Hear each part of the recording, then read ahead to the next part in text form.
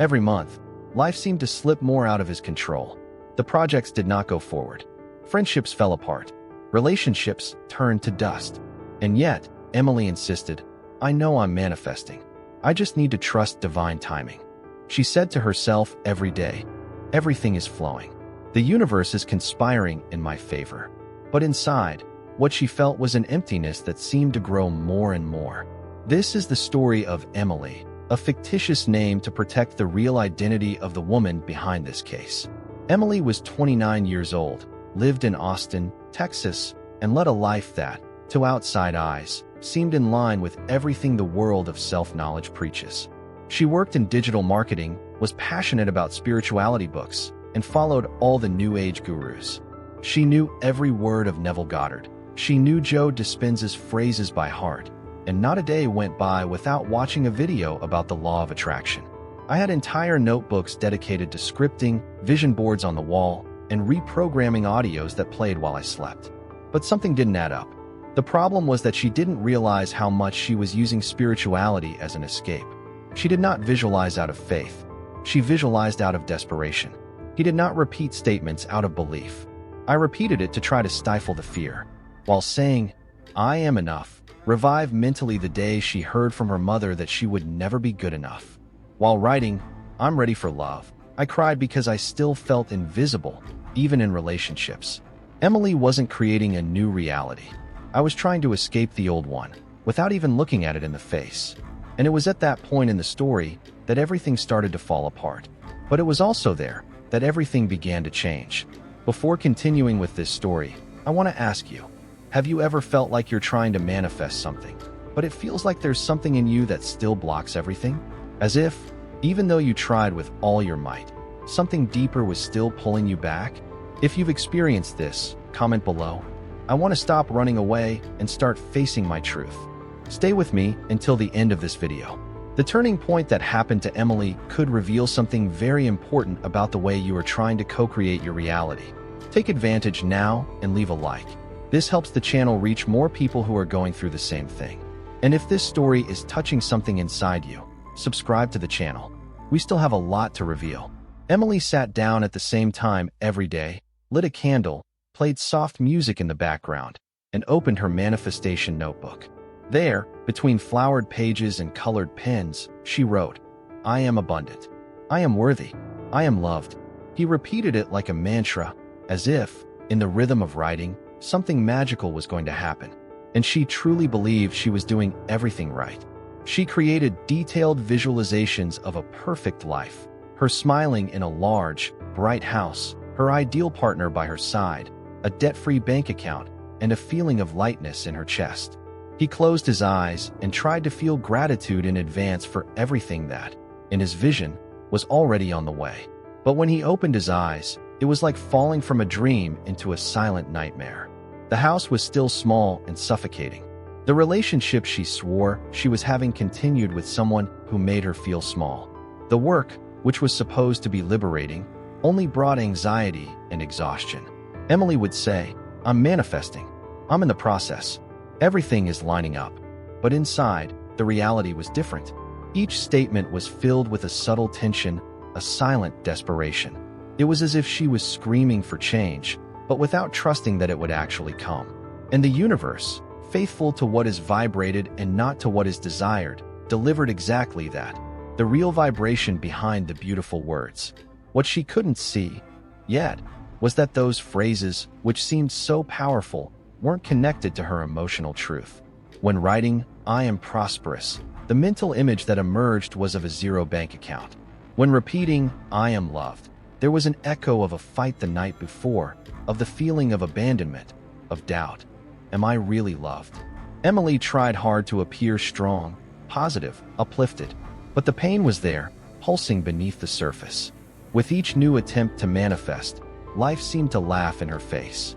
A new debt appeared, a client canceled at the last minute, the partner left without a clear reason, and she, increasingly lost, began to wonder if everything she believed about co-creation was really real.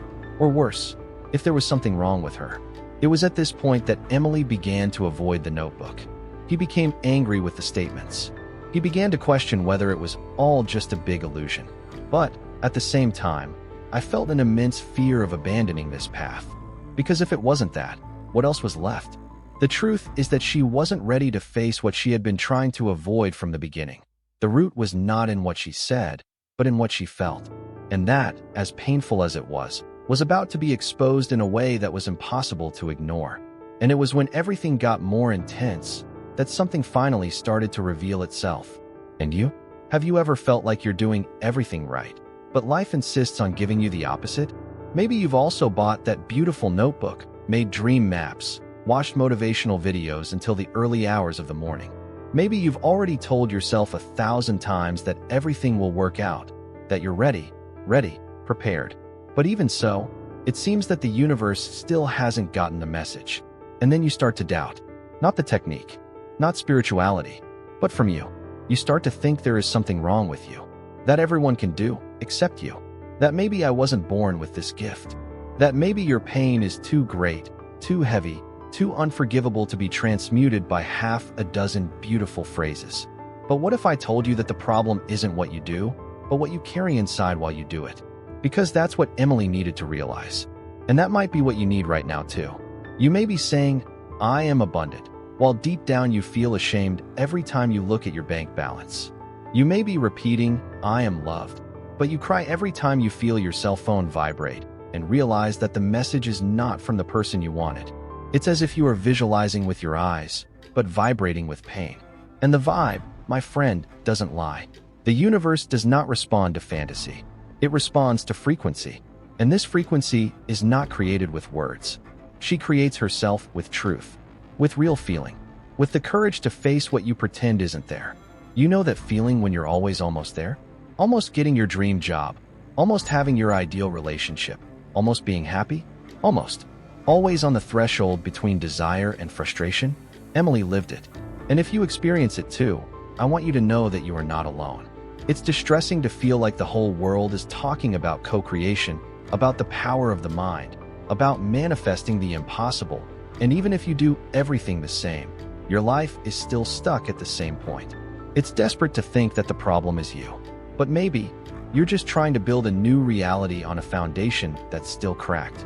The truth is that many people are in this same place, trying to vibrate love with a chest full of rejection, trying to attract success with a mind still immersed in scarcity, trying to be light, afraid of one's own shadow. If this touches you in any way, stay with me. Because Emily's story isn't just about her. It's about me. It's about you. It's about all of us who, at some point, tried to use spirituality as a shortcut, when, in fact, it was the direct path inward. And it was exactly when she stopped trying to force a false vibe that something inside her began to give way. But it wasn't pretty, not fast, and much less easy. This is where the law of vibration comes in. It teaches us that everything, absolutely everything in the universe, is energy in motion. Thoughts, feelings, words, memories, actions, everything vibrates at a certain frequency.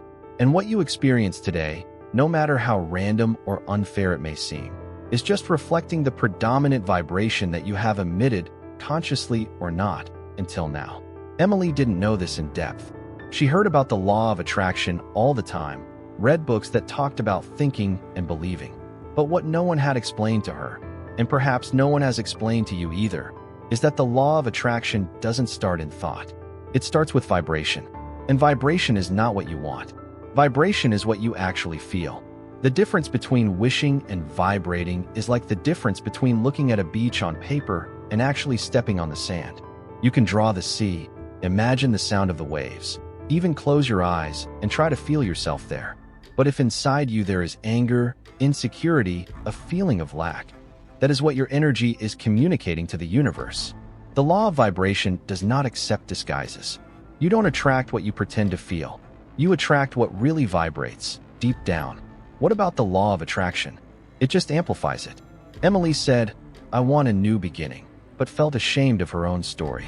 She said, I want to be recognized, but carried the belief that she was invisible. He said, I want to be free, but he clung to the fear of losing what little he had. Visualizing with fear, with doubt, with an escape from reality, is like placing a fantasy on a broken mirror. The reflection will continue to be distorted. Because the universe doesn't read words. It reads frequency. And you know what's even deeper? Vibration is not generated just by your present desires. It is shaped by everything you have believed in for years. The phrases you heard as a child, the pains you hid, the stories he repeated to himself until they became identity. The mind is the brush, but the emotion is the paint. You can draw whatever you want with thoughts. You can write beautiful affirmations. But if the paint inside you is made of fear, guilt, self-sabotage, the picture of your life will continue to carry these colors. And that's what Emily began to discover when everything fell apart. Because only when the illusion falls can the truth finally appear. But this truth, at first, hurts. It requires courage. Because looking inside and realizing that you created part of your own pain is not easy. And it was exactly at this point that Emily arrived. At the bottom of the well of creation itself. And when she stopped trying to attract and started listening to what her pain wanted to say, something, for the first time, really started to change. Emily thought she was manifesting a new reality. She wrote with fervor, visualized with effort, and did everything she could to appear in the flow. But what was really happening was something else. With each written affirmation, with each mental image of a bright future, she placed more emotional intensity on top of a vibrational foundation built by fear. She didn't remember what she wrote in her notebook. She attracted the one who cried into the pillow. What she consciously asked the universe for was a life of peace, love, freedom, and success. But what emanated, energetically, was a silent mix of insecurity, rejection, scarcity, and guilt. And no matter how much she tried to hide it with mantras and catchphrases, the vibration was not mistaken. It was on an ordinary dawn, one of those that seemed like all the others, that something inside her finally snapped. She was alone, once again, after an argument with her boyfriend. He looked at the dark room, at the gold-covered notebook lying on the floor, and felt an anger he had never allowed himself to feel. A mixture of frustration and impotence took over the body. She began to cry, not her usual discreet cry, but a deep, uncontrolled, almost primal cry. There, in that raw pain, she realized that it wasn't just sadness for what she didn't have. It was mourning for what I had never allowed myself to feel. For the version of her that forced herself to be strong, enlightened, positive all the time.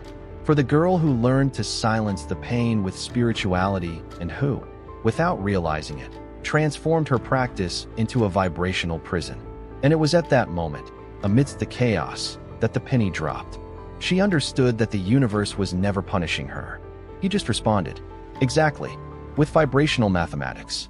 Every absence in her life was not a manifestation error. It was a reflection of what she herself was unable to sustain internally. The relationship fell apart not because she didn't know how to love, but because she still carried the fear of being abandoned. The lack of money was not a lack of merit, but an echo of the ancestral guilt she never knew how to name. And then, for the first time, Emily stopped trying to manifest. She stopped saying, "I'm happy," and started asking, "Why do I still feel sad?" I stopped saying, "I am prosperous," and had the courage to face it. What inside me do I still believe I can't have? She stopped repeating, "I am loved," and allowed herself to feel the emptiness she had avoided for years. It was only when she stopped running away and faced her pain that the vibe changed. And, for the first time, reality too. Not with magic, not from one day to the next, but truthfully, with alignment, with a new frequency that didn't need to be forced. The universe does not punish. He mirrors. And as long as the vibration is fear, the reflection will be pain disguised as a manifestation. And that's how Emily finally started to create. Not with ready-made sentences, but with presence, with conscience, with love for your own shadow. And now I want to hear from you. If any part of this story touched something inside, if you've ever found yourself trying to manifest a new life while hiding old pain, comment below with the word "wake up." This word is not just symbolic. It is a silent commitment to your truth. And it could be the beginning of a new frequency. Leave your like right now. This strengthens the channel and helps this message reach other people who are also ready to break out of the cycle of vibrational self-sabotage. And if this video turned on some light inside you, subscribe to the channel. Because in the next episode, you will learn about the case of a man who said every day, "I am unlucky," and life tried to prove it, tragedy after tragedy. But what no one knew was that his mind had already written this destiny years before. There is a point at which belief becomes prophecy, and the line between thought and reality disappears. I'll wait for you.